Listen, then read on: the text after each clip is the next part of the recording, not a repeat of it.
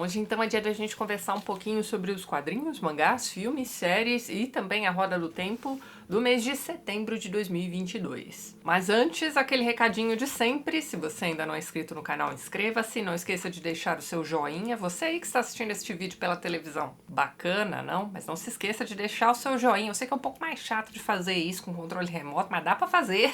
Aproveite de acionar o sininho também, aquela coisa toda, e vamos lá então, pessoal. Esse mês vocês vão ver que não rendeu muito para quadrinhos e mangás, mas eu li poucos e bons. Então vou começar aqui pelo volume 2 de Lobo Solitário. Esta é a saga de mangás que eu estou desbravando no momento, e sim, gente, só deu pra ler um volume.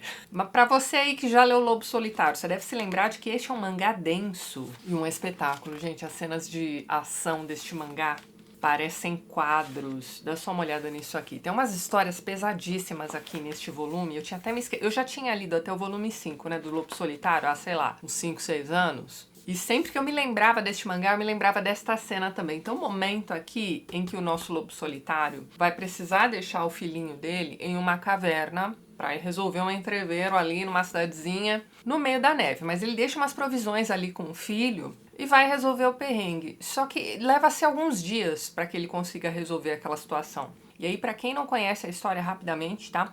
O Lobo Solitário é um ex-samurai que agora é um matador de aluguel. Então tá, ele deixou o filhinho ali na caverna, foi resolver o entreveiro e teve uma nevasca tenebrosa. Antes dele ir embora, ele diz assim pro filho: olha, se eu demorar mais do que o previsto, se a água e o alimento que eu deixei aqui pra você tiver acabado, se você acha que vai morrer... Pensa, dizer isso pra uma criancinha de, sei lá, 3, 4 anos de idade, então. A questão é que ele vai aconselhar o filho a não chorar e aceitar a morte da forma mais natural possível. É meio chocante, sabe? Mas aí acontece exatamente isso. Ele acaba levando mais tempo do que o previsto, né? Pra cumprir aquela missão, digamos assim. E aí, quando ele volta, ele vê que aquela caverna onde ele deixou o filho tá toda coberta por camadas e camadas de neve. E aí ele já vai se aproximando, rezando pela alma do filho, sabe? Achando que ele vai encontrar o bebê ali. Bom, mas quando ele consegue retirar toda a neve, tá lá o bebezinho. Gente, é um grande momento dos mangás que eu já li até o momento, viu? E nesse volume tem uma outra história espetacular também, que ele precisa matar um cara que é um homem santo. Mas ele meio que comanda aquela cidadezinha ali e ele tá cobrando impostos abusivos, fazendo o pessoal trabalhar além da conta. Então assim, precisa dar um jeito naquele cara, ele tá abusando. E aí o pessoal se junta pra contratar o Lobo Solitário. Ele vai lá matar o cara, mas o cara, como um homem santo, ele consegue ser um nada. E aí, como é que você consegue matar alguém que não é nada?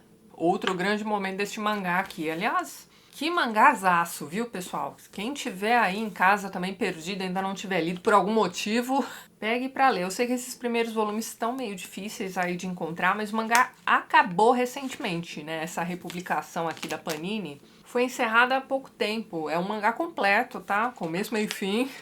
E ainda tem um spin-off, né? Que é aquele novo Lobo Solitário. Depois vocês me digam aí nos comentários se vale a pena fazer essa coleção também. Mas este aqui, ó, maravilhoso. Tô só no segundo volume ainda. Esse mês eu terminei também o Vida à Deriva, gente. Do Yoshihiro Tatsumi. Ainda não decorei o nome deste mangaka, mas cara, que mangá sensacional. Este é um mangá em 2 volumes, eu recebi como cortesia da editora, mas vocês encontram nessa versão com box aqui também os volumes separadamente. Vou deixar esses links na descrição caso vocês se interessem. Teve recentemente uma promoção aí, eu avisei a vocês, hein? Espero que vocês tenham aproveitado, mas então. Aqui nós temos aquela autobiografia do mangaka. Ele se torna um mangaka nos anos do pós-Segunda Guerra Mundial. Ele era um grande fã de mangás, ele e um irmão. E eles começam a escrever as próprias histórias em casa mesmo. E aí, naquela época, não sei se... Acho que hoje em dia ainda existem essas revistas. Por aqui, salvo engano, ou não chegaram ou não fizeram tanto sucesso assim. Mas lá no Japão existem revistas em que os novatos, né, os aspirantes a mangakas, podem enviar suas histórias e serem publicados em coletâneas. E aí o público vota em qual a melhor história. E enfim, a história ganhadora geralmente ganha lá uma série de mangás. Então, de certa forma, é legal pra caramba, né? Você aí tem a aspiração de se tornar um mangaka, você envia suas histórias, de repente ela pode ser publicada numa dessas coletâneas. É isso que esses meninos fazem. E o bacana também ao longo dessas histórias é que eles vão se desenvolvendo como mangakas e vão entrando em contato com os grandes ídolos deles. Então eu já falei pra vocês, tem um personagem aqui que é o Osamu Tezuka. Inclusive a história do Tezuka permeia aqui os 2 volumes, né? Então, uma das últimas coisas que nós temos aqui neste segundo e último volume é o enterro do Tezuka, que foi ali um grande mestre pro Tatsumi. Ele é inclusive um personagem aqui no primeiro volume. Então aqui você tem a descrição dos anos de formação, né, desses mangakas. Todo mundo começou muito jovem, na época do colégio ainda, mas dali a pouco eles se formam, vão trabalhar nas editoras. O personagem principal vai se tornar também um editor num dado momento. E o Tatsumi mesmo é responsável pela criação, né, de um tipo diferente de mangá que eles vão chamar de Gekiga. São ali histórias mais elaboradas para adultos. E aí você tem histórias de detetive, adaptações de clássicos da literatura para quadrinhos, também esse tipo de coisa. E o bacana aqui nesse mangá também é que ele é bem marcadinho na história, né? Você tá acompanhando em ordem cronológica aqui o desenvolvimento desses jovens mangakas. Então, você tem aqui inserções da história com H maiúsculo, né, em meio à história desses meninos. Então aqui, por exemplo, você vê o Elvis Presley, né, que era um grande ídolo mundial, né, chegou ao Japão, né, a fama do Elvis Presley. Os grandes filmes também da época, né, que eles foram assistir também estão aqui de alguma forma. Os jogos de beisebol que foram importantes, então tá tudo registrado aqui de alguma forma. Isso, claro, além do desenvolvimento dessas personagens. E assim, você não acompanha apenas o trabalho deles. Você vai acompanhando o desenvolvimento das amizades, a história da família deles. E a história em si, gente, é uma delícia. Chegou uma hora aqui na leitura desse mangá que eu estava economizando, eu não queria que acabasse. Mas este mangá foi interrompido, né? Ele teve a publicação interrompida, mas ele foi interrompido num momento que calhou de ser um final bacana também, né? Claro, você tem a perda do Tezuka ali e tudo mais, que é triste pra caramba, mas o mangá mesmo, a história do alter ego aqui do Tatsumi, se encerra num dia em que ele tá indo assistir Lawrence da Arábia, se não me engano. E aí, quando ele tá saindo do cinema, ele vê uma manifestação imensa na frente do cinema e ele é meio que sugado por essa manifestação. É uma manifestação contra um acordo entre o Japão e os Estados Unidos. E é em meio a essa manifestação que ele decide que ele não vai parar com o Gekiga, né? O Gekiga tava meio que em baixa aqui nesse momento. E ele estava passando por um momento de dúvida, né? Se ele deveria mudar o rumo ali de sua obra. Mas aqui ele decide, não, é isso aqui o que eu vou fazer. Mas é isso, pessoal. Mangazaço. Pra quem se interessa pela história mesmo dos mangás, ó, fica essa dicona aqui pra vocês. Aí na sequência eu peguei um outro mangá também. Agora que eu tô vendo que este mês eu não li nenhum quadrinho ocidental, mas tá. Peguei este aqui, ó, Um Bairro Distante, do Jiro Taniguchi. Jiro Taniguchi também é um dos meus mangakas favoritos. Gosto muito do tipo de história simples que ele conta também. Geralmente são mangás mais contemplativos, são histórias em que você vai acompanhando um recorte na vida daquele determinado personagem em um determinado ambiente. Então é quase como se o ambiente fosse maior do que o próprio personagem. Aqui, por exemplo, nós temos uma história que se passa no bairro em que cresceu o Jiro Taniguchi mesmo, que fica numa província chamada Totori. Então você tem ali, ó, toda a paisagem do bairro, da escola que ele frequentou quando jovem, o parque da vizinhança, ó. E essa é uma história cujo enredo é até bastante banal e assim, nada surpreendente. Você tem a história aqui desse cara que tá viajando a trabalho e tá voltando pra casa, né? Então ele tá lá na estação de trem, só que ele acaba pegando, por algum motivo, o trem errado.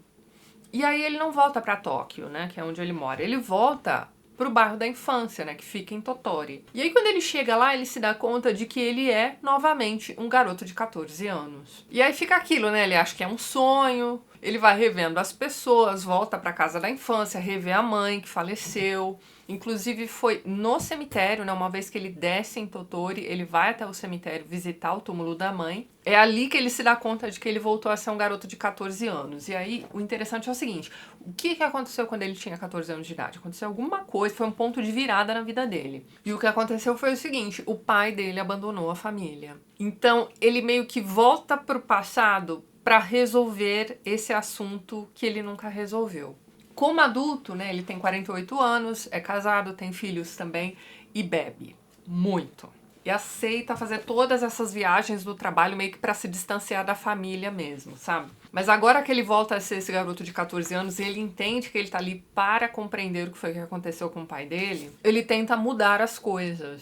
E aí você tem aquela discussão de sempre, né? Toda vez que alguém volta para o passado numa obra de literatura ou do cinema, seja lá qual for a mídia, que é aquela questão do se eu voltar ao passado e modificar alguma coisa lá atrás, o que será diferente no futuro também, né? Então você vê, é o tipo de história que a gente já viu 1000 vezes por aí, né? A gente pode considerar isso um clichê, né? Será que é um sonho? Será que ele realmente voltou ao passado? Mas volto a dizer pra vocês, eu não me importo com clichês na literatura, nos quadrinhos. O que eu gosto de observar nesses momentos é como o autor vai lidar com esse clichê, como é que ele vai trabalhar esse clichê na história.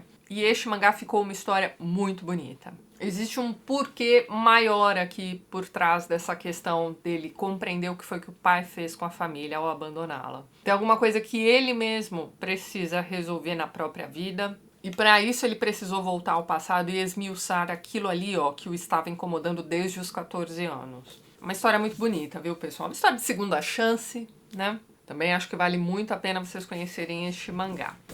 Continuando, agora nós vamos à nossa conversinha mensal a respeito da Roda do Tempo. Gente, este mês eu consegui chegar à minha meta do mês passado, ou seja, cheguei aqui à metade do 4º volume de Shadow Rising, ou A Ascensão da Sombra. Então eu li até o capítulo 30, né? No mês passado eu tinha chegado até o capítulo 10. Avancei bastante na leitura, mas é aquilo que eu já tinha comentado com vocês anteriormente. Gente, a diagramação deste 4º volume, pelo amor de Deus. Olha só isso, para você aí que tem astigmatismo, olha que delícia. Em uma publicação normal, este volume aqui deveria ter sido dividido em 2 partes, né? Mas tudo bem, pessoal, cheguei ao capítulo 30, vamos lá então. O que aconteceu aqui em termos de melhores momentos nesses 20 últimos capítulos que eu li? Aconteceu muita coisa, tá? Alguns de vocês no vídeo passado me disseram que não aconteceria nada neste volume, mas tem algumas coisas bacanas aqui, viu? Então, por exemplo, neste trecho que eu li este mês, nós tivemos ali o... E aí vocês vão me desculpar, porque eu tô lendo em inglês, não sei como é que ficou em português. Mas eles precisam passar por um lugar chamado The Way Gate. É o portão dos caminhos. Você tem o Rand conseguindo levar, né, seus amigos aí para uma dimensão em que existe aí este portão. Ao atravessar este portão, você consegue conversar ali com algumas criaturas dessa dimensão, digamos assim, que podem responder às suas perguntas, fazer umas profecias para você ou algo do tipo. E aí você tem o Matt entrando neste Waygate. E aí ele descobre basicamente 3 coisas bem interessantes. Ele descobre que ele vai se casar com a filha das 9 luas, que ele vai morrer e renascer, e que ele também precisa ir para um lugar, gente, eu vou ter que colar aqui o nome desse lugar, os nomes. Ruidian, sei lá.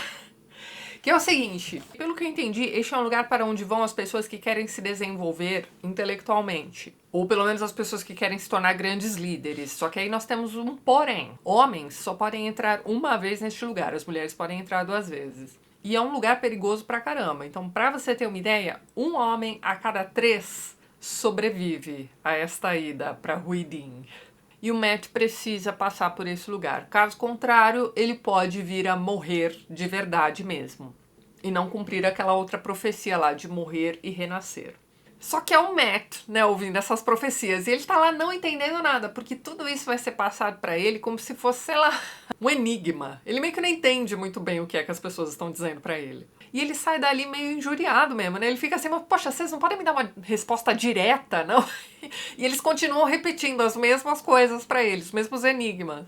Tanto é que quando ele sai de lá, tá a Moiraine, assim, né? Querendo saber o que foi que aconteceu. O que foi que ele perguntou e quais foram as respostas. E assim, ele meio que não responde. Não exatamente porque ele não queira compartilhar o conhecimento, mas porque ele não entendeu muito bem. Mas tá, além disso o Rand tá na mesma, não vou nem comentar o Rand dessa vez, tá? Mas você tem também uma coisa muito pesada acontecendo com o Perrin. Ele fica sendo chamado pra voltar, né, à terra natal deles, né, que é 2 rios, né, 2 rivers. E ele não tá entendendo muito bem por quê, mas de qualquer forma ele precisa voltar. Ele sabe que tem alguma coisa errada acontecendo por lá, que ele precisa ajudar de alguma forma, a própria família tá lá também, as famílias de todos eles, né. Então ele sente esse chamado, pega e vai, né? A Fail vai junto, o Olgier vai junto também, né? O Loyal. Aí chegando lá ele é bem recebido e tudo, né? As pessoas ficam meio surpresas de vê-lo ali, mas o que aconteceu? Há pouquíssimo tempo eles foram atacados por Children of the Light, né? Os Filhos da Luz, que apesar do nome bonitinho são vilões tenebrosos. O que eles fizeram? Mataram a família inteira do Perry. tá lá ele, né? Ele tá precisando processar, né? Morreu todo mundo mesmo, né? Os pais, os irmãozinhos, tios dele, ó, foi todo mundo eliminado, só sobrou o Perrin. E no meio desses sonhos que ele tem ali com os lobos e tudo mais, ele meio que descobre também que se ele morrer em um sonho, ele morre na vida real também. Ou seja, o prognóstico para Perrin aqui não está bom também, ó. Pro Matt já tava meio estranho, pro Perrin tá pior ainda. E o momento mais leve que eu li aqui nesses últimos 20 capítulos ficou ali por conta da Fail e o ciúme terrível que ela tem do Perrin. Tem um momento aqui em que eles vão encontrar uma moça chamada Berelain, que aparentemente é uma descendente de Arthur. E ela meio que dá mole pro Perrin na frente da Fail. Então você tem um momento malhação aqui dessas duas moças batendo boca por causa do Perrin. Mas eu já comentei isso com vocês. Eu acho importante termos aqui esses momentos malhação, porque eles são adolescentes, né? Faz parte da vida. Mas então, esses meninos estão amadurecendo na marra. Isso que aconteceu com o Perrin tá aqui nos últimos capítulos que eu li. A história ficou bem pesada. Principalmente porque, assim, ele vai vendo que a família do Matt tá ali, sussa, da Gwen também. Então, assim, só a família dele foi, né, toda chacinada. Mas é isso, que mais? Você tem o Ogier também escrevendo a história do Rand. De modo que fiquei pensando, será que esse Ogier aí, o Loyal, é um alter ego do próprio Robert Jordan? Porque é isso que ele tá fazendo aqui nesta série, não é? Contando a história do Rand pra gente. Mas é isso então, pessoal. No mês de outubro, né, a gente para tudo para ler apenas quadrinhos e mangás de mistério, horror e morte. Já estou aqui me preparando para mais de um Ito, não é mesmo? Então no mês de outubro eu não vou comentar com vocês aqui a Roda do Tempo. Mas em novembro, né, final de novembro, acredito que eu consiga aí terminar o 4º volume. Me digam aí nos comentários como é que anda a leitura de vocês da Roda do Tempo. Vocês já devem ter me passado aí há muito tempo. Mas tá, se tudo der certo em novembro eu converso com vocês aqui sobre o final do 4º volume. Muito bem, agora vamos aos filmes e séries assistidos ao longo do mês de setembro. A gente só assistiu um filme, na verdade, que foi o filme do Elvis. Eu até esqueci o nome do diretor. Vou colocar aqui no IMDb rapidinho. Elvis. É o Baz Luhrmann. Então, em geral, eu gosto muito dos filmes dele. Ele fez aquele Romeu e Julieta, meio bagunçado. Foi um filme que saiu na minha adolescência, assim, eu me lembro de ter gostado na época. Era um filme meio rapidinho, com cara de videoclipe. Não agradou muita gente naquela época, não, mas eu lembro de ter gostado bastante. A trilha sonora do Romeu e Julieta é muito boa. Depois teve o Moulin Rouge, que acho que foi um dos filmes mais bonitos de se ver no cinema que eu vi na vida. Também adoro esse filme. E aí depois eu me perdi um pouco, eu não vi o Great Gatsby dele, inclusive não tenho a menor vontade de ver. E eu tô vendo aqui, aparentemente eu pulei mesmo, do Moulin Rouge, que é um filme de 2001, pro Elvis. Mas o bacana desse diretor é que ele tem um jeito de filmar muito característico. Você bate o olho num filme dele, você sabe que é dele. E assim, gente, gostei pra caramba do filme. O ator que faz o Elvis, que eu nunca tinha visto antes, achei muito bom. Tom Hanks também é sempre bom, então assim, em geral, pessoal, as histórias desses grandes ídolos americanos, né, da música principalmente, são histórias que me chamam a atenção. É muito curioso a forma como eles são criados e depois destruídos. Eles se tornam figuras gigantescas e depois eles são, sei lá, engolidos, né, pelo próprio sistema, mas a questão é que o que fica para as gerações futuras são essas grandes histórias trágicas e por algum motivo isso me atrai. É o mesmo ciclo, sei lá, da Marilyn Monroe, do Michael Jackson, isso tá acontecendo com a Madonna também, queira ou não.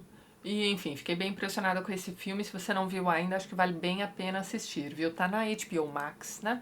Muito bom filme, vale a pena. A gente reassistiu pela, sei lá, 10ª vez, Band of Brothers. E a gente chegou à conclusão de que esta é a melhor série de todos os tempos. É só uma temporada mesmo, né? Você tem ali a campanha do exército americano na Segunda Guerra Mundial. Na Europa mesmo, né? Rumo à Alemanha. Existe uma outra série que vai tratar da campanha do Pacífico, também que chama The Pacific. Muito boa também, mas Band of Brothers é especial. Se você já viu meu vídeo sobre Henrique V do Shakespeare, você sabe de onde vem o título desta série e casa direitinho. No início de cada episódio você tem os veteranos da Segunda Guerra Mundial apresentando a história. Os personagens da série são baseados naqueles veteranos e nas histórias que eles tinham para contar também. Existe um livro que conta essas histórias também. O livro também se chama Band of Brothers. Eu não sei se ele chegou aqui no Brasil. Mas a série é toda muito perfeitinha. Então você vai acompanhando as histórias de cada um daqueles soldados. E assim, gente, parece que você tá assistindo um documentário da Segunda Guerra Mundial assistindo aquilo. É tudo muito real. E dadas as circunstâncias, né, a cada episódio, né, a situação deles vai ficando cada vez mais difícil. Cada episódio tem foco em uma personagem principal. Então você tem lá, por exemplo, logo no primeiro capítulo, focado no comandante babaca, né, que é o Ross, do Friends. Primeira vez que eu vi essa série, eu senti uma certa dificuldade de aceitar que o Ross era o comandante babaca ali daquele batalhão. Mas ele tá muito bem. Ele vai aparecer depois, assim, pontualmente nos próximos episódios. É um negócio assim. Você tem um episódio focado ali no médico do batalhão, por exemplo. É mais um episódio impressionante. Você tem a campanha de bastões. Gente, o episódio de bastões. Que desgraceira que foi aquilo. Mais pro final, você tem aquele episódio em que eles descobrem, sem querer, assim, totalmente por acaso, o primeiro campo de concentração. Esse de bastões é um episódio que toda vez que eu vejo me choca, mas este também é.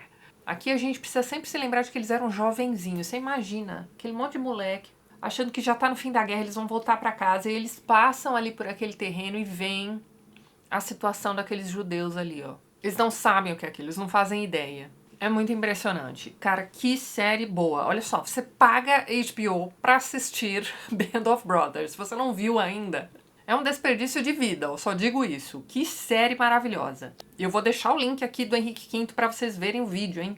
A escolha do título desta série não poderia ter sido melhor. Aí depois, vamos já tirar o elefante branco da sala, né? A gente tentou assistir Os Anéis do Poder. A gente não conseguiu nem avançar no segundo episódio. Paramos ali, sei lá, nos 20 primeiros minutos. Gente, não dá. Me desculpa, mas não dá. Se tem alguém aí que tá genuinamente amando esta série, pelo amor de Deus, conta pra gente nos comentários por que você está amando esta série. Porque, mano do céu. Eu vou dizer pra vocês exatamente o que eu disse pros meus amigos que também gostam de Tolkien. Olha só, esta série não convence ninguém. Ela parece um desfile de escola de samba. Ou, no máximo, uma festa fantasia cujo tema é Terra-média. Ninguém ali convence. E os episódios são longos, então assim, eu devo estar assistindo o quê? 1h30 desta série, meio que me escondendo de vergonha alheia. Mas não é só isso, não é só elenco que não convence. O texto é ruim, é forçado. Aquelas pessoas falando como se estivessem declamando poemas, sem profundidade nenhuma. E os hobbits, que não podem ser chamados de hobbits, porque, sei lá, eles não tiveram dinheiro pra pagar os direitos ali de usar a marca registrada do Bom, não deu, gente, é muito ruim. Eu me lembro de ter ido assistir ao primeiro filme no cinema e de ter olhado ali pra aquela apresentação dos hobbits, né, aquela festa, chegada do Gandalf, ter ficado assim, será, hein? Mas aos poucos você tá envolvido ali. Porque os atores eram bons e eles convenciam. A ceninha de apresentação dos hobbits do primeiro episódio, pelo amor de Deus, o que foi aquilo? Parecia peça da 5ª série da escola, sabe? Aquelas apresentações de fim de ano. Gente, não dá. E não é nem por nada disso, não. É mais uma questão de que é chato. Chato pra caramba. Se alguém aí tá assistindo essa série aí, acompanhando com entusiasmo, cara, vocês são muito guerreiros. Vocês são pessoas muito melhores do que eu. Em contrapartida, House of the Dragons a gente tá assistindo também e tá, ó... Comecei a assistir a contragosto. Minha vontade era de não consumir nada com o nome dele enquanto ele não... Bom, vocês já entenderam. Comecei a assistir meio emburrada e achei até interessante o primeiro episódio. Também não foi uma maravilha de primeiro episódio, não. Mas o segundo já deu uma engrossadinha no caldo. E ontem à noite a gente assistiu ao 6º episódio.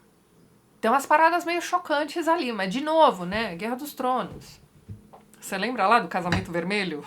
Então, no 6º episódio foi o último que nós assistimos, o último que foi lançado também, você tem ali uma mudança de fase de vida, né, daqueles personagens, né? Houve um pulo na linha do tempo, né? Então as meninas que eram adolescentezinhas, não sei o que lá, agora já são adultas. E eu gostei muito da escolha da atriz pra rainha, que era aquela menina amiga do Norman Bates, no Bates Motel. Acho ela muito boa.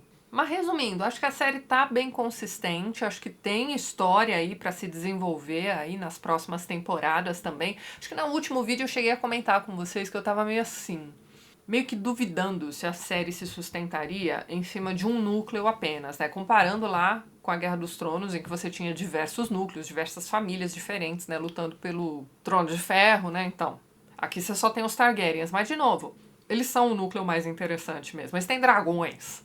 E a série que nós estamos acompanhando durante a semana é a The Americans. Cara, eu nunca tinha ouvido falar nessa série, que série boa! É uma série sobre espionagem russa nos Estados Unidos durante a Guerra Fria. Então você acompanha a história deste casal de espiões da KGB que estão vivendo uma vidinha pacata, né? Vivendo o sonho americano, né? Formaram uma família bonitinha, de margarina. Eles têm uma filha adolescente, um filho um pouco mais novo. Logo no primeiro episódio, tem uma família que se muda, né, pra frente, né? Pra casa da frente deles, assim, literalmente.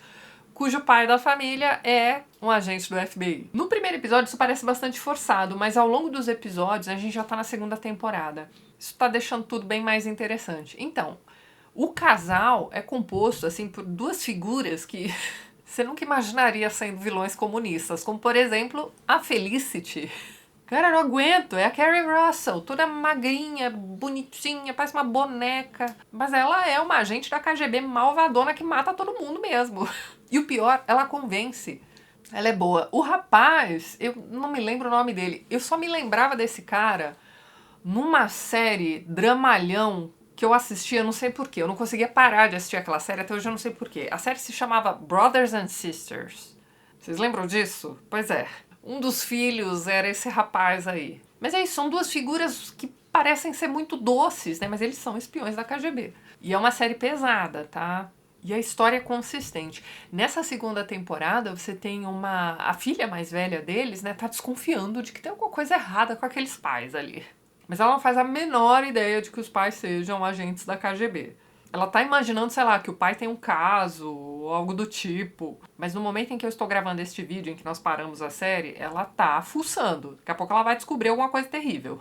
E tem umas coisas que são até meio engraçadas. Então, por exemplo, essa menina vai fazer amizade com uma menina que frequenta a igreja e tudo mais, e ela começa a se interessar. Então, assim, na hora da refeição ela reza, e aí você tem o casal de comunistas assim, conversando. Não, Jesus não pode entrar na nossa casa, você não pode continuar assim, sabe?